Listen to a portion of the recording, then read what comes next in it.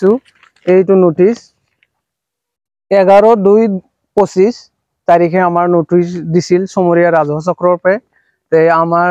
সৰকাৰি ৰাস্তাত আমাৰ ঘৰটো পড়িছিল ঘৰটো আমি ভাঙি দি আছো আৰু আবেদন যে এই ৰাজহ চক্ৰ মহোদয়ৰ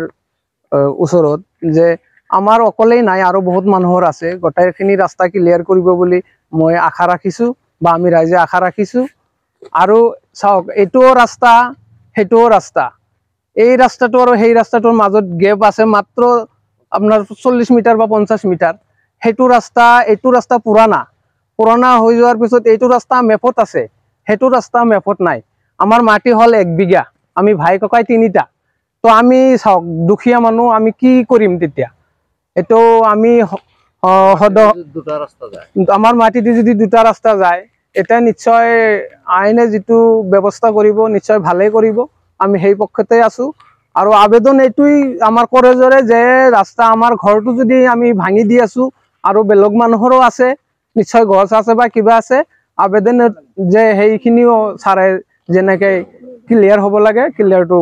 আমি বিচাৰো ৰাইজে এই রাস্তা পুরান রাস্তাটো লাগে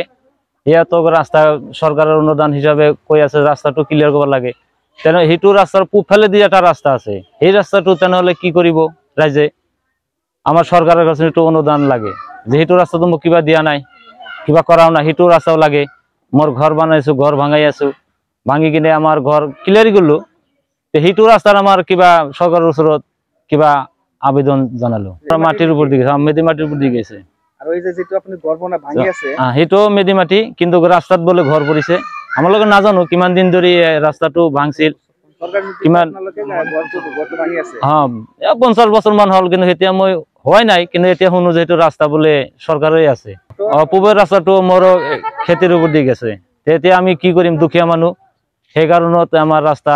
হেতু কি করিব সরকারের হেতু কি হলে সরকারের আবেদন জানালো হেতু রাস্তাত মোর কিবা করে দিব ন্যায় লাগে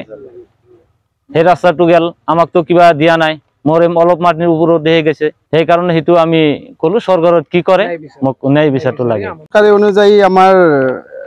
হেৰি কৰিছে নোটিশ কান দিছে নোটিশৰ ওপৰত যিখিনি তাৰমানে এইটো ৰাস্তা সৰকাৰি বুলি কৈ আছে সাৰে আমাৰ লাট মণ্ডল আছে আৰু এডিসি আছে এটো সৰকাৰি মতে আমাৰ ঘৰখান পড়িছে সেই কাৰণে আমি ঘৰখান ভাঙি দিছো আৰু ইটোৰ পৰা আৰু এটা মেইন ৰোড হৈছে আমাৰ মাটিৰে মেদিবাট্টা মাটি বেছি দূৰ নহয় 50 মিটাৰ দূৰ হ'ব এটো কাৰণে আমি এডিসিৰ ওচৰত গৈছিলো এডিসি সাৰে কৈছে যদি তো আমি যেটো আগৰ মেপত আছে যেটো আমি হেতু ভাঙবাই লাগব আমিও নিজা আইনমত আমি ঘরখান ভাঙি দিছো আৰু বাকি যিখিনি পড়িছে এখিনি আমাৰ ৰাস্তাখন ক্লিয়াৰ হ'ব লাগে এটোৱে মোৰ মন্তব্য জানামতে এইটো ৰাস্তা আমি সৰুৰ পৰা চাই আছো এই ৰাস্তাটো আমাৰ ইয়াতে দলং আছিল দলংটো ভাঙি যাওয়ার পিছত এই রাস্তাটো বন্ধ হওয়ার পিছত এই রাস্তাখন হল নিজা মাটি কার মাটি এইটো মাটি আছে ইসুবালি আৰু কৈভতালি ৰোমেজৰ কমৰুদ্দিন শাহবাজউদ্দিন হয় এইবিলাক আছিল ইহঁতৰ